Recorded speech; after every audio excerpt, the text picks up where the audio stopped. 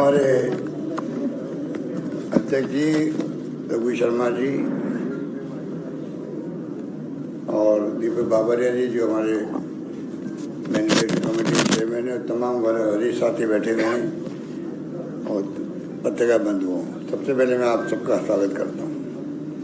आज ऐतिहासिक घड़ी है क्योंकि किसी पार्टी का मैनिफेस्टो जो है वो कमिटमेंट होता है पब्लिक के साथ में। अगर आप ईमानदारी से निभाओ तो कांग्रेस ने हमेशा मैनिफेस्टो को महत्व दिया और मुझे याद है करीब 22 साल पहले जो सोनिया गांधी जी बनी थी अध्यक्ष कांग्रेस की, तब एक नई शुरुआत हुई थी और वो शुरुआत थी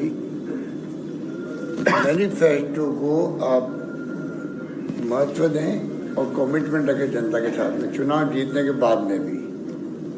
इसके मायने है कि चुनाव जीतने के बाद सरकार बनती है तो अधिकांश पॉलिटिकल पार्टियां मैनिफेस्टो भूल जाती थी, पब्लिक भी भूल जाती है और सरकार में भी उसका महत्व नहीं रहता। ये आपने भी अनुभव किया होगा इस जमाने के अंदर। हमने एक नई शुरुआत करी राजस्थान के अंदर। वो शुरुआत थी कि चुनाव जीतने के बाद में पहली कैबिनेट मीटिंग के अंदर मैनिफेस्टो को रखा गया और उसको पास किया गया।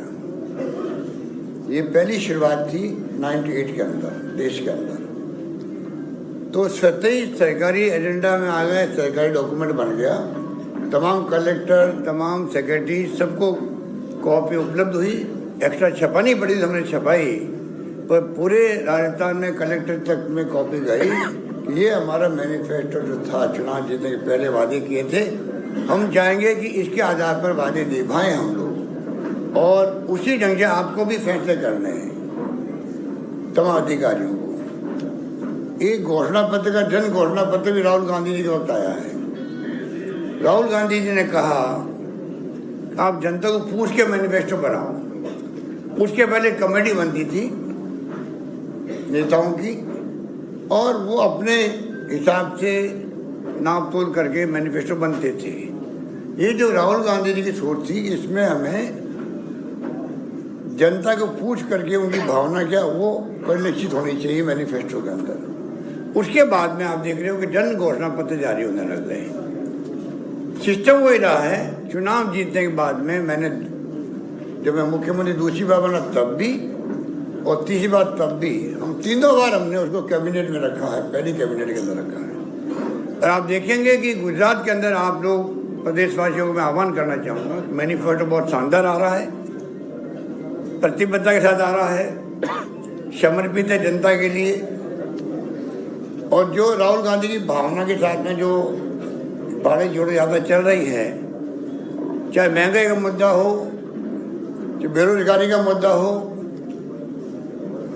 या जो देश में जो माहौल है तनाव का, हिंसा का, वो समाप्त हो, प्यार मोहब्बत और भाईचारे से हम लोग रहें, ये मुद्दा हो, या शिक्षा हो या स्वास्थ्य सेवाएं हो या किसानों के मुद्दे हों, तमाम मुद्दों का समावेश किया गया है।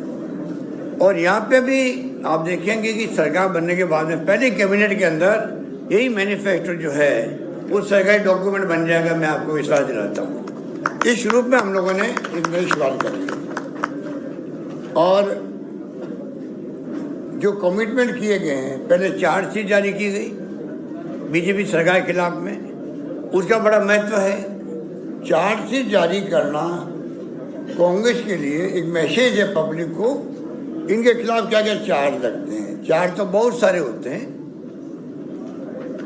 और वो जनता को दिख भी रहे हैं। आज सत्ता विरोधी जो लहर चल रही है गुजरात के अंदर, क्यों चल रही है? इसलिए लोगों ने देख लिया 27 साल के शासन को और विशेष रूप से 5 साल के शासन को। कोरोना में लोग मर गए, बचा सकती थी सरकार। आज गुजरात सक्षम राज्य है देश का, आज़ादी के पहले से ही। क्या कारण है कि इतना कमजोर हो गया? एक महामारी विश्व स्तर पर आ गई। राजस्थान जैसा इससे मुकाबला कर सकता है, नंबर 1 बन सकता है देश के अंदर। भीलवाड़ा मॉडल हमारा राजस्थान में नहीं बल्कि दुनिया में पहुंच सकता है। उसको आधार बना के सबने मुकाबला किया कोरोना का। तो क्या कारण है? यहाँ तो सब संपन्न साधन सब मामले हैं, अस्पताल से भीड़ लगी रही अस्पताल के बाहर और वहाँ पे ड्रिप चढ़ती गई। क्या नहीं होगा, शराब से लोग मर गए, जब शराबबंदी है, नकली शराब बना पीने पड़ता उनको। और मौलवी के अंदर क्या हुआ मालूम आपको? मैंने तो सुना बाद में 12 लाख रुपये खर्च हुए। आप कल्पना कीजिए, 135 लोगों की जान चली गई। और मैं आज फिर कहना चाहूँगा आप सबके माध्यम से सरकार को, और आपको भी रिक्वेस्ट करूँगा, आप मौलवी की घटना को गंभीरता से समझें कि एक हाईकोर्ट के सिटिंग या रिटायर्ड जज से कमीशन बैठाने की तकलीफ क्या सरकार को? वो क्या करेगी? वो कम से कम बयान लेगी, तय तक जाएगी किस कारण से ये ब्रिज गिरा है, गलती किसकी रही, किसने कोताही बरती, वही तो करेगा और क्या करेगा। और सजा मिलेगी लोगों को तो आगे कब भय रखेंगे कि पता नहीं ऐसी नौबत नहीं आनी चाहिए। यही तो गवर्नेंस होती है। गवर्नेंस यहाँ पर बिल्कुल जीरो है। पूरी कैबिनेट बदल गई, मुख्यमंत्री सहित, ये भी एक उदाहरण है क्यों बदल गई। ये तमाम बातें आपके सामने हैं। सरकार जो है ये मैनिफेस्टो के माध्यम से न्याय कमीशन बनाने जा रही है, जिससे कि वो मॉनिटरिंग कर सके। मैनिफेस्टो की मॉनिटरिंग, जन घोषणा पत्र की मॉनिटरिंग सरकार बनने के बाद में कैबिनेट में तो हो ही होगा वो। उसके बाद में सरकारी अधिकारी जो है चीफ सेक्रेटरी लगाकर कलेक्टर तक, सेक्रेटरी तक, वो कौन कौन से काम मैनिफेस्टो में लिखे हुए हैं, कहाँ तक आगे बढ़े हैं, कौन से फैसले होने बाकी है, उसकी मॉनिटरिंग करने के लिए अलग से आपको न्याय कमीशन बनाया जाएगा। ये इस प्रकार की प्रोविज़न किए गए मैनिफेस्टो के अंदर। इसलिए आपको मैं इतना ही कहना चाहूँगा कि अभी आपको मैनिफेस्टो के बारे में बताएंगे। जो वचन दिए गए राहुल गांधी जी द्वारा, उनको मैं रिपीट नहीं करना चाहता, और वचन कोई एक्स्ट्रा हुए हैं, बढ़ाए गए हैं, तो वो आपको बाबरिया जी बताएंगे। मैं आपको इतना ही कहना चाहूँगा कि मैनिफेस्टो का सरकार के डॉक्यूमेंट बनाना और उसको जिस रूप में प्रस्तुत करना, बहुत मेहनत की गई है बाबरिया जी की पूरी टीम द्वारा। 6 लाख लोगों तक पहुंचा गया है, ऑफलाइन और ऑनलाइन। तो आप सोच सकते हो 6 लाख लोगों तक कैसे पहुंचे होंगे, वो बताएंगे बाबरिया जी आपको। परंतु एक प्रयास किया गया, जनता का माइंड क्या है, वो क्या सोचती है, उनके सुझाव क्या है, उसके आधार पर मैनिफेस्टो तैयार किया गया है, जो अभी आपके सामने प्रस्तुत किया गया है। ये मैं आपको निवेदन करना चाहता हूँ। और ये जो अभी मेरे को एक डेलीगेशन मिला, ये भी पहली बार हुआ कि सरदार वल्लभ भाई पटेल के नाम का स्टेडियम बना हुआ था यार गुजरात के अंदर। आप एक नामांकन, हमारी परंपरा रही है प्राचीन काल से ही, हमारी अलग परंपरा देश की, हमें गर्व इस देश पर। महान परंपराएं, महान संस्कृति, महान संस्कार है देशवासियों में। उस देश के अंदर एक बार कोई शिलान्यास हो जाता, शिलान्यास, तो वापस शिलान्यास नहीं होता है। प्रधानमंत्री जी को गुमराह किया गया, रिफाइनरी का हमने शिलान्यास कर दिया था राजस्थान के अंदर। नीचे विरुपा मोली आ गए थे केंद्रीय मंत्री, सोनिया गांधी जी चेयरपर्सन थी एनपी की, वो आ गई थी आपकी यूपी गवर्नमेंट की। इतना बड़ा प्रोजेक्ट का शिलान्यास हो गया था, सरकार बदल गई और उसके बाद में रोक दिया गया। 5 साल बाद वापस शुरू करने लगे, तो प्रधानमंत्री जी को बुलाया गया वापस। तो मैंने ऑब्जेक्शन किया, ऐतराज किया कि एक बार शिलान्यास हो गए हैं, मंत्र पढ़े जा चुके हैं, दोबारा मंत्र कैसे पढ़े जाएंगे बताओ। कैसे पढ़े जाएंगे? तो प्रधानमंत्री पीएम ने क्या किया, नए कार्ड छपाए होंगे मेरे ख्याल से, और लिखा प्रधानमंत्री जी कार्य शुभारंभ के अवसर आ रहे हैं। मतलब 5 साल तक कार्य शुभारंभ नहीं किया, शिलान्यास हो गया हमारे वक्त में, अब कार्य प्रारंभ के उपलक्ष्य में आ रहे हैं, और वो आए वहाँ पर। अब बताइए आप, सरदार पटेल के नाम का स्टेडियम बन गया। स्टेडियम बनने के बाद में आप कैसे वापस उसका नाम बदल सकते हो नरेंद्र मोदी जी के नाम का? अरे नरेंद्र मोदी देश के प्रधानमंत्री है, इससे बड़ा स्टेडियम बन सकता था। अगर प्रधानमंत्री के नाम का स्टेडियम बना, हमें ऑब्जेक्शन नहीं है। आप सरदार पटेल के स्टेडियम रखते, जरूर थोड़ी वो गुजरात नहीं बने। प्रधानमंत्री के नाम का स्टेडियम गुजरात के अलावा भी कहीं बन सकता था। नरेंद्र मोदी के नाम का, उससे बड़ा होता है इससे, कोई ऐतराज नहीं होता। एक नामांकन होने के बाद में कैसे आप बदल सकते हो? अभी सुबह सुबह मेरे पास मिलने आगे लोग तमाम डेलीगेशन, और बड़े गुस्से में थे वो। हमने अभियान चला रखा है गुजरात के अंदर कि ये नामांकन बदला गया, इनको वापस ठीक किया जाए। ये कहने के लिए आए मुझे गांव के लोग, उनके गांव के लोग भी थे, सरदार पटेल के गांव के लोग थे। तो ये जो इस प्रकार की जो आपके यहाँ परंपराएं डाल रहे हैं बीजेपी वाले, वो मैं उसको किसी रूप में उचित नहीं मानता हूँ। बाकी हमारा जो मैनिफेस्टो है वह भी आप सुनेंगे, उनके मुख्य मुख्य पॉइंट आप चिंतन करेंगे, मनन करेंगे। मैं समझता हूँ उस पर आप जितना हमें सहयोग करेंगे, आर्टिकल लिखना हो, न्यूज़ बनानी हो, आपके ऊपर रहेगा। मीडिया का चौथा स्तंभ है, मैं तो उसको बहुत महत्व देता हूँ जिंदगी के अंदर बचपन से ही। और मैं उम्मीद करता हूँ कि मैनिफेस्टो का जो सैंक्टिटी है, सैंक्टिटी रखने वाला काम हमारा है, जो पहले नहीं रखी जाती थी। आज सैंक्टिटी के साथ हम बात करना चाहते हैं आपसे कि गुजरात के फ्यूचर को देखते हुए, जो आज़ादी के पहले से मजबूत राज्य था, कमजोर पड़ता जा रहा है समय के साथ साथ में। इंडस्ट्री बंद हो रही है, बेरोजगारी की बहुत बड़ी समस्या यहाँ आ गई है जो कि आश्चर्यजनक है। महंगाई की मार यहाँ पे भी है, और शिक्षा, स्वास्थ्य और कर्मचारियों की स्थिति क्या है। और लास्ट पॉइंट मैं कहना चाहूँगा ओपीएस के बारे में। हिमाचल प्रदेश में तो हवा चल रही है, आंधी चल रही है कि आप मतलब ओपीएस लागू करें। हमारी सरकार हिल गई है वहाँ पर। प्रधानमंत्री को बार बार वहाँ आना पड़ रहा है, प्रधानमंत्री को यहाँ भी आना पड़ता है। वहाँ खुले में लोग हल्ला कर रहे हैं, कर्मचारी, किसी कीमत पर आप हमें ओपीएस लागू कीजिए। यहाँ भी कर्मचारी में गुस्सा है, पर यहाँ भय है, साथ में भय के कारण कर्मचारी बोल नहीं पा रहा बेचारा। यहाँ का भला कर्मचारी है, मन के अंदर आक्रोश उसके भी है, क्योंकि सब चाहते हैं सोशल सिक्योरिटी मिले। कौन नहीं चाहेगा? हमने पहल करी है, छत्तीसगढ़ में हो गया है, पंजाब में लागू हो गया है, झारखंड में लागू हो गया। धीरे धीरे सब राज्यों को करना पड़ेगा।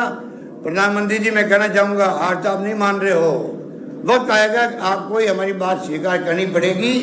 सोशल सिक्योरिटी कर्मचारियों को देनी पड़ेगी, केंद्र में भी, राज्यों के अंदर भी। आज बीजेपी की तमाम राज्यों ने तय कर लिया है कि हमें किसी कीमत पर ओपीएस लागू नहीं करना है। ये उनका ध्येय बन गया है सब लोगों का, जो कि मैं उचित नहीं मानता हूँ। हमने पूरी स्टडी करने के बाद में एनपीएस का मैंने पहले भी आपको कहा, मैं वहाँ पर रिपीट नहीं करूँगा, शायद मैंने हिमाचल में कहा होगा। ह्यूमन राइट कमीशन विरोध कर रहा उसका, नंबर 1 हिमाचल में मैंने कहा प्रेस को। नंबर 2 सीएनएजी, वो कह रहा 15 साल हो गए, 16 साल हो गए, अभी तक उसके नियम ही नहीं बने हैं। एनपीएस की जो नई पेंशन योजना है, ना उसके नियम बने हैं, ना प्रोसेस क्या होगा, कैसा अमाउंट कैसे मिलेगा, कोई अभी तक कार्रवाई नहीं हुई है। आप बताइए, और एनपीएस चल रही है अभी तक भी, नंबर 2। और नंबर 3, जुडिशियल पे कमीशन ने भी कहा हम इसको स्वीकार नहीं करते हैं। और इसलिए इनको कई राज्यों को खाली जनता को भ्रमित करने के लिए कमेटी बनानी पड़ रही है। हिमाचल भी है। बीजेपी के राज्य क्या कर रहे हैं कि चलो हमारे ऊपर ये दबाव आ रहा है, हम कमेटी बनाते देखते हैं क्या कर सकते हैं, वो टाइम पास करने के लिए। और लास्ट पॉइंट मेरा ये है, कल विजय सीतारमण है जो फाइनेंस मिनिस्टर है, उसने कहा है हम पैसा नहीं लौटाएंगे। जो पैसा जमा हो गया अभी तक हमारा 2004 के बाद में पैसा जमा हो गया है, और वो पैसे के लिए वो कह रही है हम ये पैसा लौटाएंगे नहीं। ये कर्मचारियों को पैसा कटा हुआ है, एक ट्रस्ट बनाया गया है भारत सरकार में, पैसा उसमें जमा होता है, और जो करता पैसा केंद्र सरकार का या कर्मचारी का और स्टेट गवर्नमेंट का, वो जमा उसमें होता है। अब मुझे बताइए, जो किस्तें जमा हुई है अभी तक, उसको इनकार कर रही है। आप वित्त मंत्री हो भारत सरकार की, आपको अगर पैसा जो जमा आपके पास ट्रस्टी के रूप में है, और हमने वापस लागू कर दी पुरानी पेंशन योजना, वो हमारा पैसा है, और लौटाने में आप आनाकानी कर रही हो, इनकार कर रही हो, इससे बड़ा दुर्भाग्य क्या होगा? क्या इतना दिवालिया हो गया केंद्र सरकार? तो वो स्टेट गवर्नमेंट जो करेगी ओपीएस, उस पैसे को लौटाने में आपको तकलीफ हो रही है। उस पैसे में आपका कैसे अधिकार हो सकता है? जवाब वो दे। स्टेट में दे दिया उन्होंने डराने के लिए राज्य सरकारों को। हम परवाह नहीं करेंगे, हम तो ओपीएस लागू कर दिया है। लागू होकर रहेगी। और गुजरात सरकार से मैं कहना चाहूँगा, चुनाव में आपको तकलीफ आएगी, तकलीफ आ गई है, आंधी चल रही है आपके खिलाफ में। अभी गुजरात में जनता में तो आक्रोश है, सब मुद्दों को लेके आंधी चल रही है। और कांग्रेस सरकार बनाएगी 1 to 5 जो मिशन रखा है अध्यक्ष जी ने, वो पूरा होगा। ये मैं आपको निवेदन करना चाहूँगा कि किस प्रकार से जो ये भ्रमित कर रहे हैं, वो भ्रमित होने वाले नहीं, लोग सब समझ गए हैं। और लास्ट बात ये है कि जो मैंने आपको कहा था, ये आप पार्टी फतफत कर रही है यहाँ बैठे बैठी, जिस प्रकार से बोल रही थी गांव में जा करके, जैसे मतलब पूरा गुजरात को उन्होंने कब्जा कर लिया है। बड़ा करिश्मा वाला नेता है केजरीवाल जी, कि 6 महीने के अंदर एक स्टेट पे कब्जा कर लेंगे वो। ऐसी दुर्गति उनकी हुई है। मैंने कहा जैसे कूदेगी कांग्रेस मैदान में, नजर नहीं आएंगे। आज वो नजर नहीं आ रहे हैं, गांव से छिपते हुए फिर रहे हैं, ये आप देख लीजिए। और तो और हिमाचल में जाके आया हूँ, आप बताइए इनको, केजरीवाल जी पूछिए कभी आपके पास मीडिया में आए वो तब, कि भाई एक तो जवाब दे दीजिए। आपने गुजरात से ज़्यादा हिमाचल को कैंपेन शुरू किया था आपने, क्योंकि पंजाब जीतने के बाद में आपको बहुत उत्साह था। आप में पड़ोसी राज्य हैं, आपने खूब रोड शो किए, मैनेजमेंट किया, प्रचार किया, जैसे गुजरात में वो कर रहे हैं, खूब वादे किए वहाँ झूठे सच्चे। आपने अचानक ही, ये बहुत बड़ा पॉइंट है, अचानक ही आपने गुजरात से पूरी तरह विड्रॉ क्यों कर लिया? सॉरी, गुजरात नहीं, हिमाचल से आपने विड्रॉ क्यों कर लिया पूरी तरह? मतलब वहाँ कैंपेन जीरो कर दिया अपना। क्या कारण है इसका? या तो आप बीजेपी जिताना चाहते हो, वहाँ पर आपकी मिली भगत है, इसलिए आपने अपना कैंपेन हिमाचल में विड्रॉ कर लिया है। उम्मीदवार खड़े रखे हैं वोट तोड़ने के लिए कांग्रेस के। ये बहुत बड़ी चाल जो इनकी है, वो खुद एक्सपोज हो गए हैं, और जनता कभी गुजरात में स्वीकार नहीं करेगी। धन्यवाद।